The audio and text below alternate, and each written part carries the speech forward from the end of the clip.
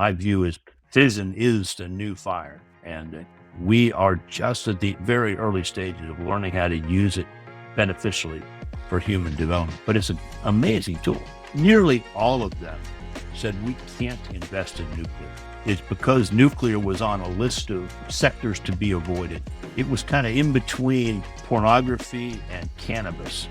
All of that electrification is driving an increase in demand. And compared to the size of these companies, these investments are small. Compared to the size of a really emerging nuclear market, the signals are big, they're loud. All of the Navy's cores that we've used since 1955 are stored in a single building in the Idaho desert. The state of Texas, Virginia, Tennessee, Alaska, Wyoming, they all want to be nuclear leaders in one form or another. Welcome to The Diligent Observer, the first podcast exclusively focused on helping angel investors make better bets. I'm your host, Andrew, and today I'm excited to share an episode from our first deep dive season focused on angel investing in nuclear energy. When three respected VCs mentioned nuclear on this show within a month late last year, I realized that something unique was happening. So I've spent the last 90 days going deep, interviewing nuclear experts, analyzing deals, and just trying to understand what this all means for angel investors. Over 5 episodes, we'll explore what works, what doesn't, and why through conversations with some of the most experienced voices in nuclear energy. The season will culminate in the release of the Nuclear Energy Investing Playbook, which you can pre-order today using the link in the show notes or get it completely free by subscribing to The Diligent Observer and referring at least one friend. My guest today is Rod Adams, managing partner at Nucleation Capital and former nuclear submarine officer. With 3 decades in nuclear energy and 2 decades hosting the Atomic Show podcast, Rod has watched this industry from every conceivable angle, from operating reactors to founding one of the first SMR companies in 1993 to now managing a nuclear-focused investment fund. In this episode, we explore why institutional investors seem to be changing their stance on nuclear energy, examine which reactor companies are truly investable, and dissect some recent deals like Microsoft's commitment to restart 3 Mile Island. I hope you enjoy learning from Rod as much as I did. Rod, thanks for being with me today. Thanks for inviting me. Glad to be here. Okay, so Rod, I'd love to start with just getting a better sense for your background. You have been working in this space for a long time. So give me the quick story on Rod Adams and how you got to the seat that you're in today. Yeah, judging by your face, I've probably been in this space longer than you've been alive. But anyway, I've been a nuclear fan since I was very young. My father was an electrical engineer for Florida Power and Light Company, and Florida Power and Light started building nuclear plants back in the mid to late 60s, which I was alive by then. He was the guy that took us to work home, and he wasn't involved directly in the nuclear plant, but was always interested. So I got interested. I told my high school guidance counselor that I wanted to study nuclear. He said, well, that's good. If you want to go to school for free and study nuclear, I recommend the Navy. Got appointed to the Naval Academy, graduated from the academy, and went into the Navy nuclear power program. I was late enough that I was part of the second to last class of graduates from the academy. They got interviewed directly by Admiral Rickover himself, the founder of the Navy nuclear program. So after my entry into the Navy nuclear program, I went through the nuclear power training pipeline, trained in an operational prototype in upstate New York, then went to submarines and served as a junior officer on board the USS Stonewall Jackson, went to graduate school in Monterey, studied systems technology, and then went to my department head tour as the engineer officer on board the USS von Steuben. Following that tour, I went to shore duty, and the U.S. went to war in the Persian Gulf. It was the Gulf War #1, early 1990s.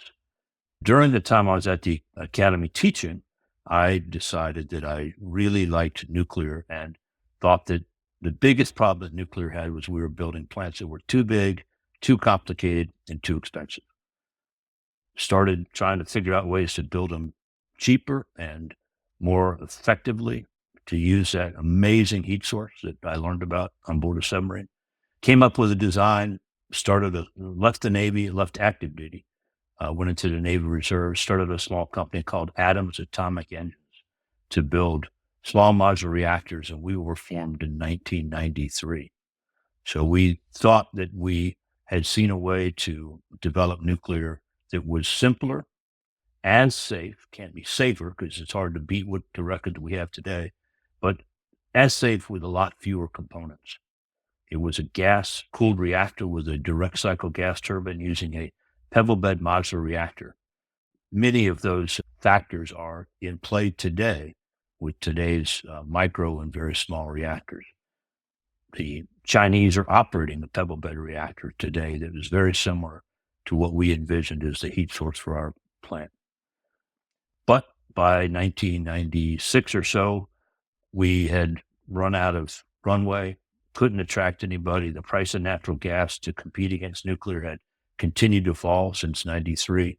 And we started to put the company to sleep. I got a job managing a factory, building plastic product, but understanding fabrication and supply chain and the importance of the economy of mass production. There's more ways to scale than to build bigger and bigger stuff. You can build more and more stuff to achieve scale. But I got an opportunity to go back in the Navy, back on active duty in 99, remained on active duty through 2010, retired as a commander. And part of the time I'd spent on active duty, I'd learned a lot about the Navy's nuclear power program from a back headquarters point of view, financing. I was their requirements officer, understood their budgeting, that kind of stuff. And that didn't dissuade me at all from considering that new, smaller, simpler manufactured reactors built in series could be a way to do nuclear and broaden its market applications. In my view, one of the biggest problems that the nuclear industry in the U.S. has had is that they simply had a single product, very large reactors, that was being sold to a single class of customers, large monopoly utilities with defined territories and pretty good sized market capitalizations compared to their competitors in electricity production. And that particular market has a herd mentality, quite frankly. They either are all buying or none of them are buying. And when they all buy, it really stresses your supply chains and makes it hard to deliver products on time because your factories are sized for a certain production rate, and then all of a sudden the production rate's doubled or tripled. It's not well known, not well remembered that during the late 1970s, we were building reactors pretty fast and getting orders on, I think the peak order year was 20 new reactors ordered in a year and 10 reactors delivered. The supply chains got stressed. Building that many large pressure vessels and steam generators and reactor coolant pumps got hard, and the deliveries were late, which when you start being late, your customers start getting a little bit reluctant to keep ordering. And again, something not very well remembered, orders for the nuclear power plants in the U.S. essentially stopped in 1974 and started getting canceled because of delays and cost overruns and reduced growth in demand. The Arab oil embargo of 1973-74 had a big impact on electricity demand growth, and suddenly utilities had more capacity on order than they needed, so they started canceling. That was 5 years before 3 Mile Island, which some credit is having stopped the nuclear build out, but that's not really true. We stopped ordering, stopped new construction starts by 1974. There were some issues with building big reactors even back then. I'm not trying to say that there's no reason to build big reactors today. What I'm trying to say is that there's a much broader universe of energy customers than just large monopoly utilities. And some of those energy customers need a lot of smaller power plants. They just can't necessarily put 1,000 or 2,000 or 4,000 megawatts to work. And when you're building just 1,000 and above megawatt power plant or reactors, that makes a power station, single power station, usually a couple thousand megawatts, because it's not really smart to build just one on a site. So I want to come back to this trend towards smaller, more modular. So let's put a pin in that. Well, first off, thank you for your service. 30 plus years, incredible. The last few years, you have transitioned out of the operator role, developing these technologies, building these companies, working on these, into more of an investment seat. I'd love if you could expand on the story for how you decided to spin up Nucleation Capital and what the last few years have been like. Sure. Well, the transition really started in 1994 when I was trying to get Adams atomic engines off the ground. One of the things that we decided to do was to start publishing a newsletter to help people understand more about the history, the politics, and the technical potential of nuclear energy. And that newsletter started off being called Atomic Energy Insights. And I quickly realized after a couple of months that the acronym AEI was already taken by something called the American Enterprise Institute. And I didn't really share that much philosophy with them, so I wanted to change. So we changed it to Atomic Insights. During that time, I was also making a lot of visits to colleges around the country, talking to nuclear engineering programs and going to student conferences just to start getting people thinking about these smaller reactors. And one of the students said, "Hey, Rod, your newsletter's great, but it should be on the web." And by that time, I was already kind of an older guy at age 35 compared to the students. And my response was, "Okay, what's the web?" So anyway, started writing Atomic Insights with all those same thought processes in 94, moved it to the web, and kept going on Atomic Insights, kept my observation of the industry, of the politics, the economics, some of the competitive landscape of the industry, and took a couple little breaks along the way, but essentially Atomic Insights has been published now for, as you mentioned, 30 years.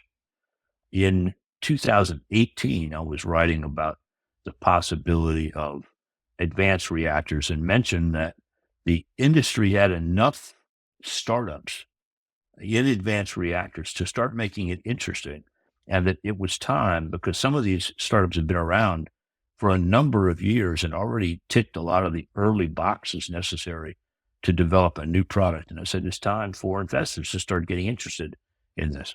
As a writer and an observer of the space, some investors headquartered in Silicon Valley said, we've been studying nuclear and we really like the potential, but we really want to partner with somebody who's got the deep industry and technical knowledge, because we know a lot about investing and we know a lot about technology and startups and those kinds of things, and we've learned about nuclear, but they weren't really insiders. And I'd been going to conferences and meeting people and talking to people and interviewing people on my podcast for a lot of years. So I'm really kind of one of those people that moved from the announcing booth back down to the field to be in this case, not to be a coach, but to be an investor. So my partners and I founded Nucleation Capital. Initially had a different name, Einstein Capital, moved it to Nucleation and Nucleation, by the way, is, for those of you technical audience, it's the point where you go from really small bubbles to great big giant bubbles, and frothy boiling is the point of nucleation. The temperature's all risen to the boiling point, but it needs just a little bit more energy to start bubbling. And that's the point of nucleation.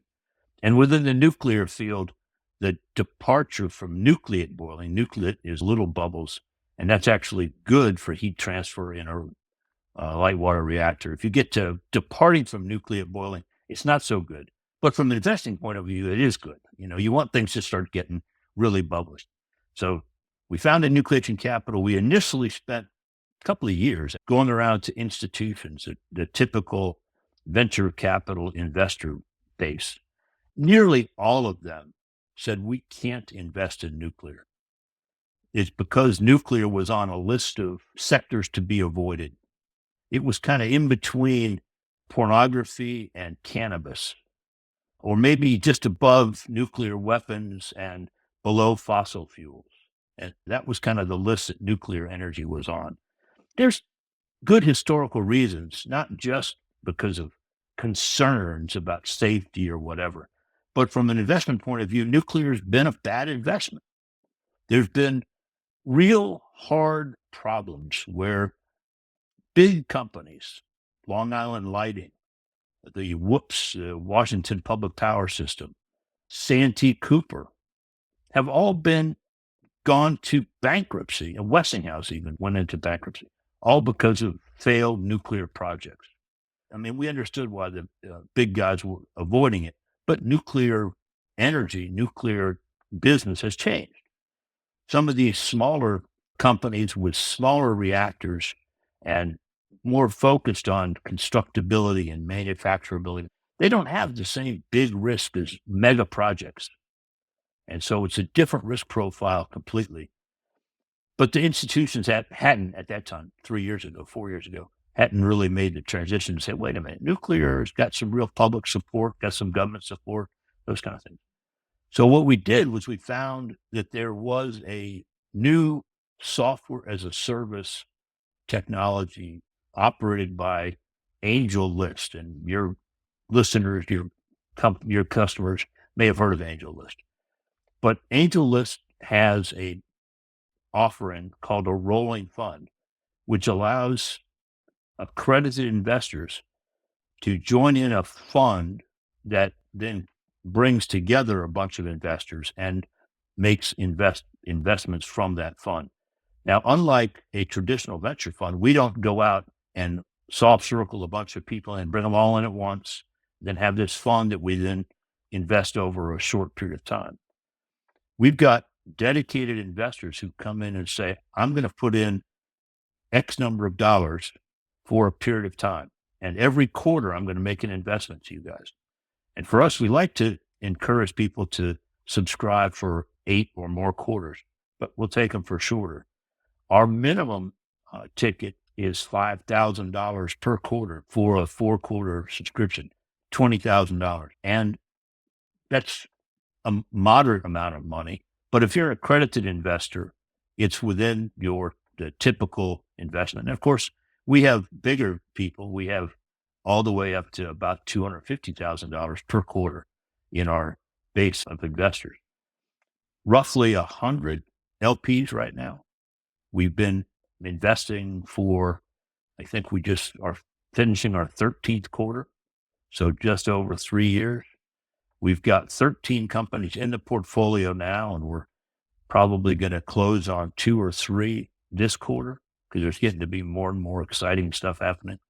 Our fund has grown about 50% in the last couple of months simply because of the change in dynamic based on some of the very large, well-capitalized energy customers who run data centers and other pieces of the economy saying, we want clean energy. We want to be able to go to our customers, our investors, our employees and say, we're really building our ability to use clean energy in our energy hungry facilities, but we really need it all the time. And we're not going to play the game of, well, if 10 megawatt hours is generated in Texas on a solar plant and we use 10 megawatt hours at night in California, we're not going to say that those two are matched up because they aren't. They're getting interested in nuclear. So we've got announcements just in the last 2 months of Microsoft helping Constellation restart the 3 Mile Island Unit 1 nuclear plant. 3 Mile Island Unit 2 was the one that had a problem, but Unit 1 operated until 2019. And so they're helping them start it, and they did it. The reason that Constellation said, yeah, we'll do that, is that Microsoft came and says, we want to buy power from that plant. We'll give you a 20-year power purchase agreement, and we're going to pay, nobody's actually made it public, but somewhere in the neighborhood of $110 a megawatt hour. over 20 years. You start running the numbers of that plant's going to produce 7 terawatt hours per year. Run those numbers and realize just how big a commitment that is. And it's for Constellation said, yeah, we'll do that. It's going to be hard, but we'll do it because it's going to be worthwhile. Then you had Amazon, first of all, built or bought a data center that's right next to a nuclear plant. But then they said, okay, we're also going to invest in X energy, direct investment, a venture investment, and we're going to go up with Energy Northwest and pay for them to do some feasibility studies, some front-end engineering, FEC, front-end engineering design. And that's between that, Amazon's making almost $1 billion investment. Compared to the size of these companies, investments are small. Compared to the size of the really emerging nuclear market, the signals are big, they're loud. That's what's happening in advanced nuclear. That's what's happening in the smaller reactors, because again, these are something that can be delivered and hopefully be delivered with a manufacturing type cost curve. The big guys are interested in smaller reactors because they need the reliability that comes from multiple units. So, Rod, one of the terms that I have heard a lot as I've started to research this space is this term nuclear renaissance. Mm-hmm. It sounds like some of these big investments are contributing to that, at least in our current 2024, 2025 timeframe. What are the other macro factors that you see driving this renewed interest in nuclear energy? First, I'm going to kind of give you a funny viewpoint. The nuclear renaissance, the words nuclear renaissance were kicking around really loudly in the time frame of around 2005 to 2008, so 15 years ago. And there was a lot of orders. There was a lot of effort. The NRC received applications for 24 large reactors, issued combined operating licenses after the companies invested several $100 million per license back in that time. And that was called the nuclear renaissance. Right now, if you say nuclear renaissance to most nuclear advocates, they'll kind of cringe and say, we don't want to talk about the renaissance because that last one kind of fizzled out. But I remind them that if you go back and look in history and try to figure out when the renaissance started, there's about a 50-year spread between one source and another. So it took a while for things to happen and to get enough momentum to really get going. So I say that we're just in the early stages of a renaissance. Yeah, there was something happened 15 years ago, but we're still in the stages. So in some of the big things that have happened, the European Union, after a lot of deliberation and conflict and arguments, has added nuclear energy into what they call their sustainable development taxonomy. So nuclear counts as green and can be financed with financial instruments that are dedicated to going towards environmentally friendly, sustainable energy, which it is. And it's clean and it's sustainable. There's enough fuel to last us several billion years. There's papers I can point to that say that the fuel for nuclear is inexhaustible. It may not be officially renewable because you actually do break a few atoms along the way. But today's reactors only use 5% of the potential energy. All that stuff that people call waste can be recycled into new fuel and can be recycled again. So yeah, you break some atoms along the way and you do reduce the total amount of actinides, but they're going to last longer than any human cares about. It's sustainable. And by being sustainable, it means it can actually produce enough energy to power itself. And we have examples in the world of nuclear powered enrichment plants and nuclear powered conversion and nuclear powered fabrication and nuclear powered transport. That if you go to France, because they have electric trains, they have electric recycling facilities, and most of their electricity is nuclear. So you can continue doing that. All right, so those are drivers. The demand for clean electricity from large customers is a driver. The idea that we're going to be electrifying everything is a driver. You're moving away from direct burning of fossil fuels for heat, not just in homes, but even in industrial applications. People are charging their electric vehicles often at night. Logically enough, you come home from work, you plug your vehicle in, the sun's already set, so you're not charging them with solar power. You're charging at night. Oh, well, maybe, people say, well, we'll store the solar power in a battery and then charge the batteries from batteries. And you start to realize just how lossy that is from an engineering point of view. All of that electrification is driving an increase in demand. And remember, go back to what I told you, stopped the first build out of nuclear back in the 70s was a flattening demand curve. The electric utilities had the habit from World War II on to the early 70s of having electricity demand rising at about 5 to 7% every year reliably. And they could keep building new capacity because they knew there'd be new customers and new need for it. Well, for the last 10 years, 15 years in the US, electricity demand has been flat, no growth. So it's been not much interest. And of course, there's also been really cheap gas. And you put those together, there hasn't been much interest in nuclear. But now there's those things. And something that's not going to be talked about very loudly or very often. I'm seeing as an investor and as somebody who goes and talks to these new customers, I'm seeing an awful lot of founders and backers of nuclear companies, these nuclear startups that are coming directly out of the natural gas and oil business. And what they're telling me is a lot of their drilling opportunities are starting to get played out. They're starting to see kind of a, not immediate, but an ending to some of their growing and continuing to increase production. And they're moving into nuclear because they see it as a growth opportunity. The state of Texas has just issued a lengthy report that I was reading before we got on about wanting to become a nuclear leader, not just a nuclear leader within the United States, but a world nuclear leader and building a world leading nuclear industry. Now, they're not the only state that said that. Virginia, Tennessee, Alaska, Wyoming, they all want to be nuclear leaders in one form or another. I think there's even West Virginia wants to be a leader in the coal to nuclear transition. So lots of things driving and starting to excite people. And then finally, from an investor perspective, we've had a couple, 3 of the small reactor companies have gone public. And they've received some rather interesting reception from the public markets.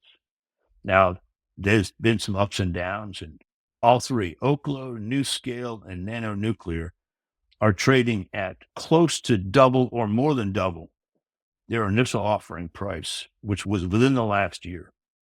So that's saying that, hey, there's other interest in this sector. Now, all of those are certainly early investment, pre-revenue, really risky. Don't ever invest without getting good advice and doing your own research. But I just want to say it, that's one of the things that says there's opportunities here. And of course, we've been investing in private companies in a way that makes it possible for people who see a vision for the future and they want to participate. They want to get in on the ground floor. I did an interview with Jose Reyes, the founder of NuScale. I interviewed him for the Atomic Show podcast back in 2008. I've been keeping up with him and being interested in his activities ever since. When people say, hey, NuScale just lost their first project, they're going to be terrible, everything's going to crap, and the price of NuScale dropped below $2 a share. It's trading at $21 a share right now. Rod, what are some of the things that you think could cause this modern portion of the nuclear renaissance to fizzle out like we saw in 05 to 08? Putting on your bear hat, what are the things that could kill this momentum? Well, one of the things that can't kill it are lower natural gas prices, because gas prices can't get much lower than they are today. Although that, of course, it's winter time, so it's gone back up. But heck, this summer in the Permian Basin, the gas prices often went negative. In other words, gas producers in the Permian Basin were paying people to take the gas off their hands. And why would they do that? Well, they were actually oil producers that had this associated natural gas, and they can't flare it anymore. They needed to have somebody move it away because if you keep gas on site, it's an explosive hazard. But gas has been really cheap. Gas in the Northeast has been well under $2 per million BTU, which in nominal dollars, not inflation adjusted, nominal dollars, that's less than they were in 1990. That's incredible. So they can't get much lower. They're going to be low for a little while. Of course, one of the drivers that might help nuclear is if we start not improving productivity anymore and we continue building more and more export terminals that take cheap U.S. gas and sell it in Asia or Europe for much higher prices than what we're paying today, that's going to kind of equalize. The prices will get closer together. Obviously, that means U.S. prices have to go up. Those prices probably will come down a little bit. An accident event will be a hard thing. Some people say that an accident anywhere is an accident everywhere in the nuclear world. I think we've got to convince people that that's not right because there's accidents in industries all the time. The nuclear industry is very careful, but we're humans. There are going to be some events. But one of the things that people should know about nuclear accidents is although they get lots of publicity and people get reminded about their names all the time, we keep saying, look at all these accidents. Well, it's still the same three that we've been talking about for 15 years. And before that, there were two that we've been talking about for 30 years. And before that, there was one that we talked about for 40 years. In other words, the one for 40 years, the one from 30 years, and the one from 15 years ago are the same three. That's a long time for a very good-sized, impactful industry to go without accidents. And when we did those accidents, Chernobyl was the only one of them that actually caused any fatalities.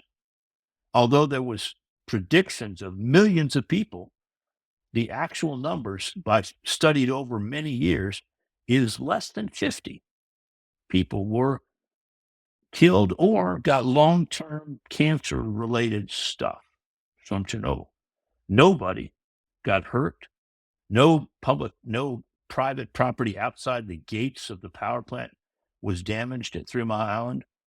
And at Fukushima, the one in Japan, where it was caused by a 45-foot high tsunami crashing into the plant, flooding out the diesels. That event caused no fatalities, none. Some people give credit because the Japanese government awarded one family some compensation because a worker who was a long-term smoker was at the plant and eventually got lung cancer, but he got lung cancer within 5 years or so of the event. And so it doesn't make sense to relate that to radiation exposure. Well, and Rod, just one comment as an observer kind of learning about this space. I'm reading kind of the history of the development of nuclear power at a fundamental level.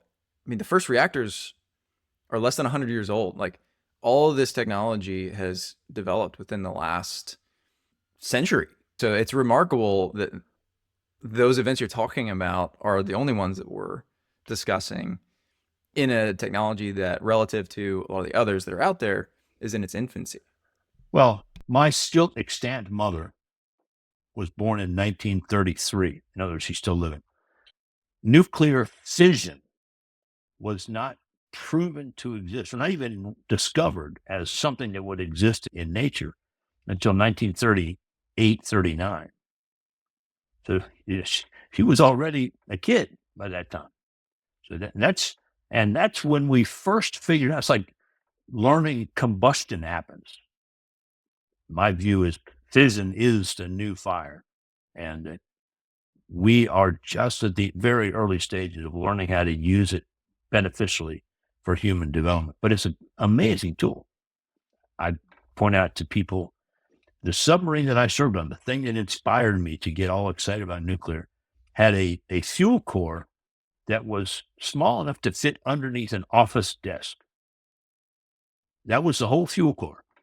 It had as much uranium as my body weight before I just lost a few pounds, but it was 100 kilograms. So that was the total fuel amount. It was installed on the boat in 1980 and was removed from the boat in 1994 when the boat was decommissioned. So it powered the boat for 14 years, a 9,000-ton submarine, and it still had about 60% of its fuel left at that point. It was being removed because the boat was being decommissioned. And we could live and work right next to this power plant. I used to cross over multiple times a day. We had a little tunnel that went right through the reactor compartment. I could look down and open the window and see the plant. It's just fascinating. Never had a problem breathing, and we had plenty of water to drink from the ocean, and we created our own air from the ocean by splitting the hydrogen and oxygen. We had refrigeration and some entertainment. Of course, I'll show my age again. We used Betamax as our entertainment. This is the world I lived in. I came aboard and I came up for air, and the Gulf War was happening. I knew that whole thing was fighting over oil. And of course, part of my early inspiration was watching the whole world go crazy when the Arab oil embargo happened and we were standing in line or sitting in line for gasoline. That just shows you what our dependence on energy was. The industry is new. We've been learning a lot. During the time we have been building, there have been a lot of really bright young people going into the national labs and to university programs and thinking about ways to do things better. And that's the companies that we're investing in. Some of these companies are startups that have been around for a decade or more, doing a lot of groundwork. The foundation building is not always visible to people outside. Rod, I wonder if you could go one layer deeper, kind of stepping from the macro trends to the ecosystem itself. Walk me through your taxonomy of the major players, the major sectors in the nuclear energy space, from big mega companies to kind of these smaller startups, as if you were explaining it to a new investor interested in your fund. Okay. The big companies that are in the space are actually the descendants of the four big companies that were building reactors during the 1970s. The four companies back then was Westinghouse and General Electric, then Babcock and Wilcox, and Combustion Engineering. Those were the companies that built big reactors, and they were the ones who were building these big reactors and seeking economy of scale by building bigger and bigger machines. And they were achieving some economies as long as they built the machines in a reasonable period of time for not much cost overrun. But then they started to have some problems because they were building big machines. And quite frankly, it's easier to trip somebody up than it is to help them forward. And there were people that were interested in tripping us up.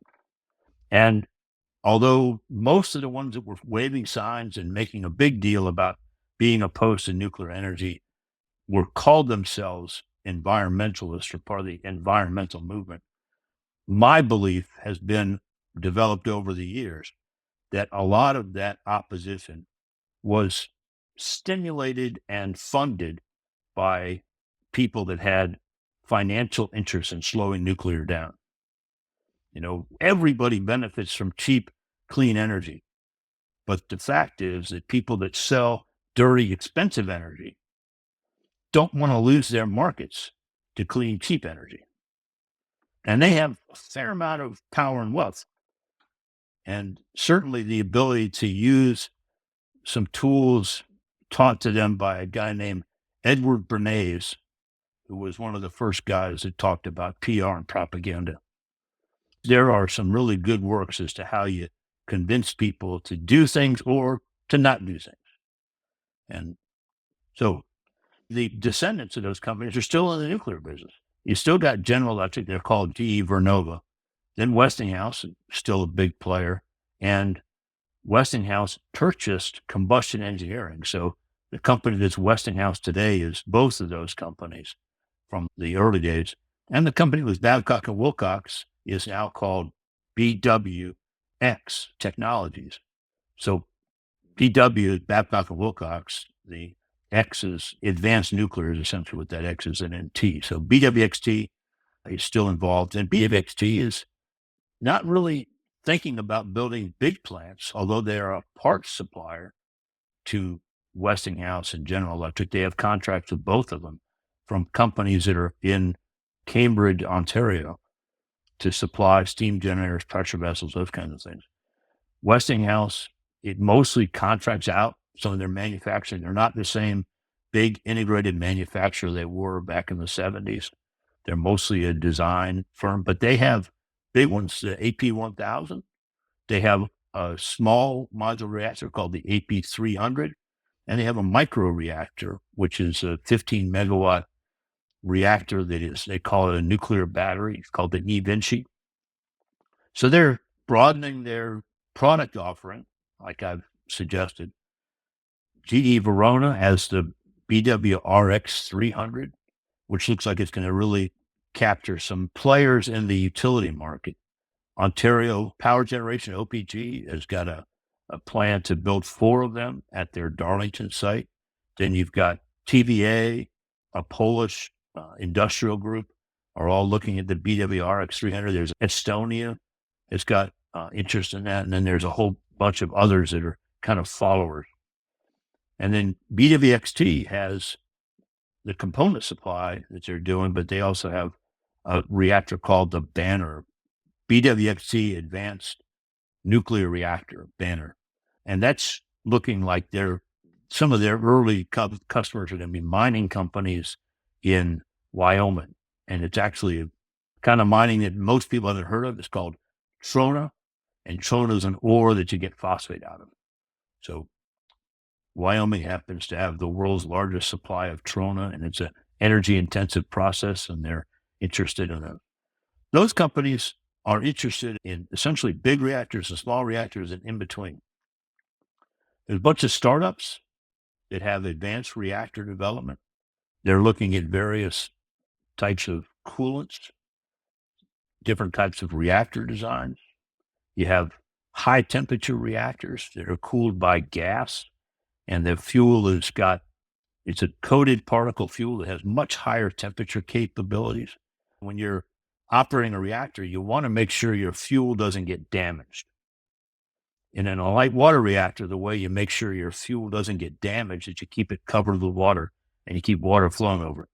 But another way to do it is to make your fuel capable of getting really hot without any damage. And that's what the triso-coated fuel particles do, is to make it so the fuel can get really hot without getting damaged. There's quite a few companies that are basing their reactor designs on this triso-coated particle that was developed in the 60s in Germany and then refined through a very detailed testing and development process in the U.S. from about 2003 to 2022, 2023, 20 years worth of investment in making this, as what DOE says, the most robust nuclear fuel on the planet.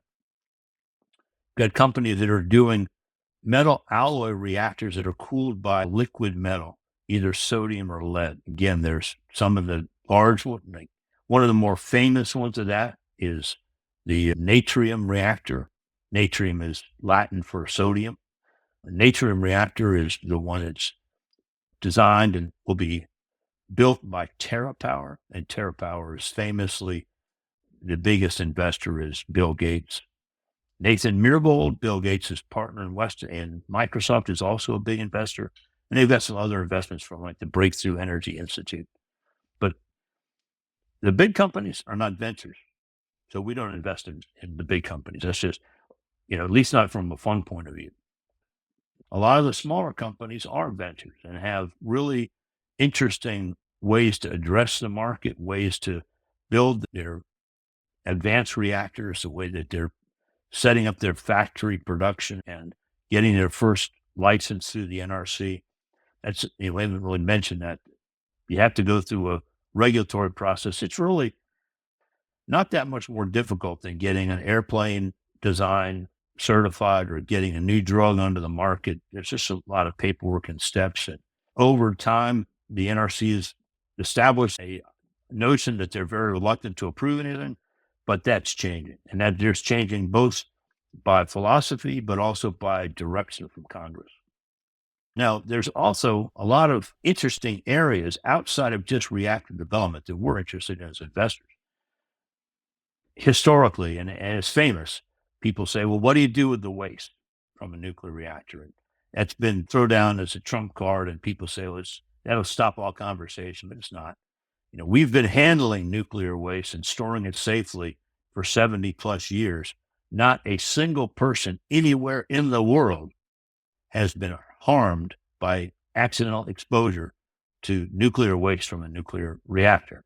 Now, there have been some instances of people being harmed by radioactive material. It's definitely dangerous. It's just like I got lots of stuff in my garage that are dangerous. You don't drink my chlorine that's in the garage. You stay away from some of the bug killers that I got out there. You definitely don't go and light a match next to the gas cans in my 2 cars in there.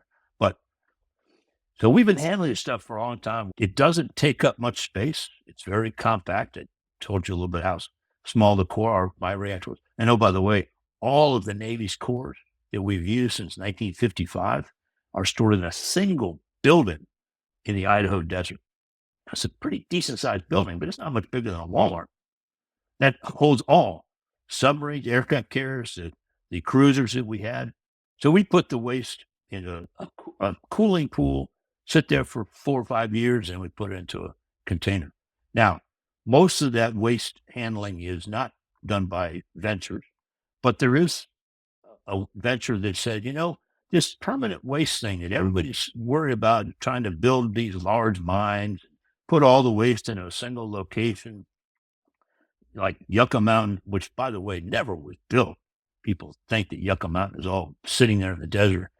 They dug one of the numerous tunnels that they needed to do just so they could get access to all of the cores that they needed to drill and get samples for rocks and history and science that they spent $10 billion doing. But that's all that exists out there. There's nothing out there. So it's really dumb for people to keep saying, well, what did you put in Yucca Mountain? Well, you still got to build this thing. You still got to get it there. This company that we've invested in called Deep Isolation says our friends over in the oil and gas industry have gotten really, really good at drilling deep holes, then turning the drill bit and going horizontally for a long way. In some cases, 15,000 feet. So that's 3 miles down laterally. So they have figured out that if you put waste canisters in these long laterals, it's really easy to get deep geologic isolation at thousands of feet deeper than you can do if you were doing a manned, accessible mine. And you can do these in various locations around the country for a very modest amount of money. Drilling a single hole and lateral is $20 million, $10 million. I don't know what the numbers are today, but we're getting better at it. And so all of the drill bits and all of the casings and improvements and the sensing is being transferred into this technology for putting waste underground. And hopefully we don't put all of it underground. There's an awful lot of reusable material, but there's stuff that's really left over. So we like the waste disposal. A lot of what the nuclear business does and the things that take a long time are, quite frankly, paperwork and just doing processes and stuff. Guess who's really good at that kind of stuff? It's called artificial intelligence. So we've got an artificial intelligence company that really understands the nuclear industry and how they can use artificial intelligence to streamline processes and make things easier for operating plants. So they've got a revenue stream now. And the application processes for new designs and new development. They can do an awful lot with artificial intelligence to streamline the creation of the applications and to make sure they can figure out what all the references they need to look at are and what all the rules are, how they all interact, because it's not that easy. I spent 3 years trying to figure that stuff out.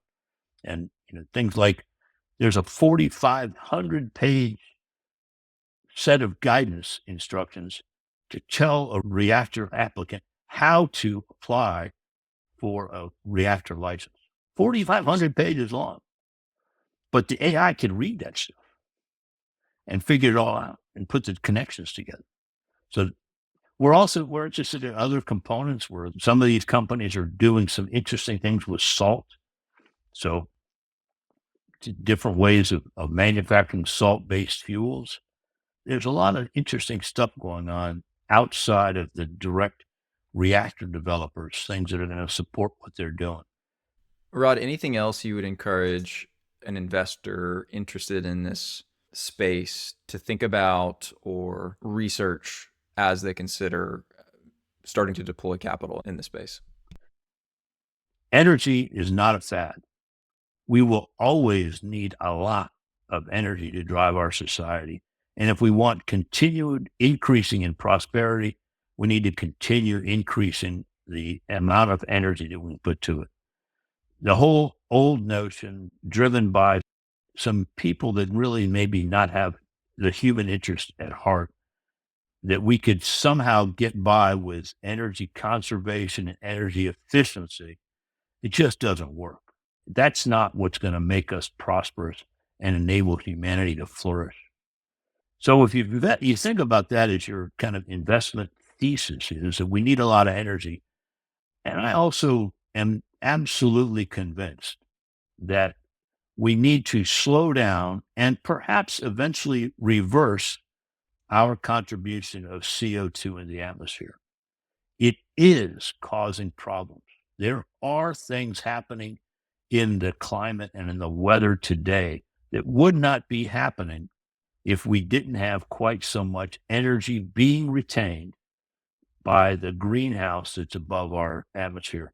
The temperature increases that might have occurred early were kind of hidden from us because the ocean's a really big and deep sink. But eventually the sink gets full. And we had this year 2 hurricanes, 2 weeks of each other. And they were big. They caused an awful lot of damage. Now, yeah, you can't blame any single event of the weather on changes in the climate. But you can look at probabilities and predictions and see that when you start doing the curve and you figure out what it's doing, you shift the curve up, and suddenly stuff that was way in the tail before is no longer in the tail. It's sort of in a more probable situation. So we need clean energy. We need to recognize that nuclear is clean energy. It fills up a lot less space than most other power sources. It can run all the time. Some of these new advanced reactors, by the way, can achieve even higher utilization because they can be refueled without shutting down the reactor. They can be refueled online. Some of the pebble bed reactors have a refueling. The molten salt reactors can be continuously refueled. Some of the medical reactors are breeder reactors that actually convert materials like uranium-238, which is not particularly fissile, not fissile at all, but it can convert it into a material that can be fissioned, so they can operate at longer lives by converting some of the material into fuel.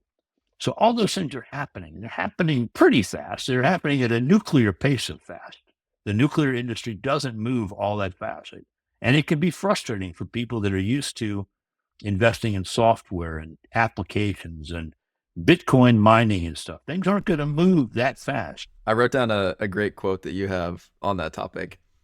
From your website, it says, sometimes people who love tech can't understand why it takes so long to make changes in the nuclear world, but blue screens of death would have a completely different meaning for us. I loved that quote. Yeah, it's true. We take a lot of care. Sometimes people complain about the care we take, but we do have a very high safety record. You look at our world of data, they compare the safety records of various energy sources, and nuclear is right up there with ground-based solar. If you start putting solar on your roofs, the safety record drops quite dramatically because, roofing is a challenging industry. It is safe enough. When I say the word safe, I'm not claiming that there's never going to be an accident. That's silly.